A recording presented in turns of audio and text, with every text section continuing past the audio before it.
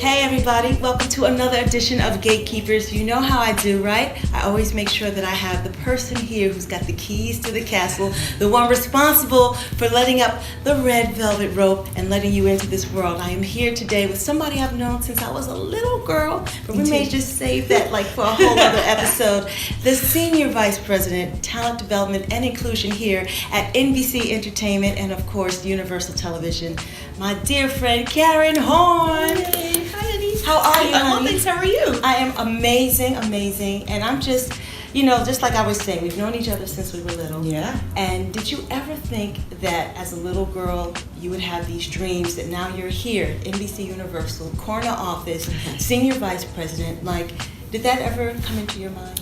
No, not really. I mean, it really was never in my vision because I never had a role model to do this. Growing up in New Jersey to a single mom, there were no people in my family who'd done this before. I've always kind of been a person to be out center in front of things, right. But never did I think that I was going to do this. I think every little girl at some point wants to be an actor, so maybe it was that for me. And then I studied broadcasting in college and thought I wanted to be an on-air journalist. And right. so I kind of had those visions, but to do this, no, it was never, it wasn't something that I didn't think I could do, but it was just something that I didn't ever know really existed. Right. Now, when you say that you wanted to be on-air talent or as an actor, there's usually a very kind of fine line between giving that dream up and then kind of moving behind the scenes. So when did you know that for you? Yeah, that's sure. I have an older sister, as you know, who in our high school, we had a class called Communications, Arts, and Science Training CAST, and we had our own television studios. She's 6 years older than me, and she came home and one day was looking at television as an assignment about seeing how many cameras there was. And it was from that moment on that I started looking at TV a little differently. Right. And then I studied, as I said, broadcasting. I wanted to be Barbara Walters. I wanted to be an on-air journalist. My senior year of college, I got a job working at ABC in New York, and I had the opportunity to meet Barbara Walters. She was very gracious, and I said to her that this is the reason why I'm studying broadcasting. I want to be you. I want to do what you're doing. And she was like, you're the reason why I continue to do this. Don't ever let anyone tell you no. And then I stood back and I looked at the line of people waiting to meet Barbara and the line of people waiting to meet her boss. And his line was much longer. And I was like, who is he and what does he do? Because she's Barbara Walters and more people want to meet him than her. And that's when I learned about the offices that I now sit in. It's not about trying to be powerful or any of that, right. But it's really being at a place where you can affect change. And so I wanted to be in a place even back there where you could affect change on what you're seeing on television as opposed to just reporting on what people tell you to report on. Right. Wow. Well, your journey kind of really has visited a lot of places. And I say that from Walt Disney to HBO to ABC.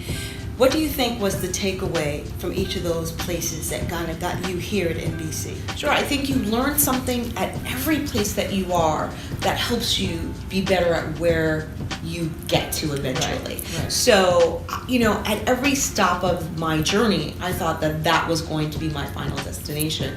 When I had a job working for ABC Sports at ABC, it was nirvana for me. I love sports. I'm a huge sports fan. New York Giants in the house. I know the men are like, oh yes, the woman loves sports. I love sports. So working for ABC Sports was amazing for me. I got to go to football games and sit in the booth, sit ringside at the Garden. It was really great. And then my boss got moved to eventually be president of ABC Entertainment in Los Angeles, and that's how I moved from New York to Los Angeles. While I was there, I just absorbed everything. I read everything. I took classes on how to give better notes on scripts instead of just saying I hate it or I like it. Why don't I like it, or why do I like it? How to make it better. And I think every step of my journey, I took things and I learned things, not just about the work I was doing, but about the politics in this business, about how to treat those above you and treat those below you. The person I worked for the longest was is a very successful person in this industry, and he taught me that you don't have to be a bad person to be a great executive. And so it's not in my DNA to ever do that. My mama taught me the golden rule: you treat other people how you want to be treated. So that's what's most important to me anyway. But so I would never. It's not in my nature to treat someone poorly.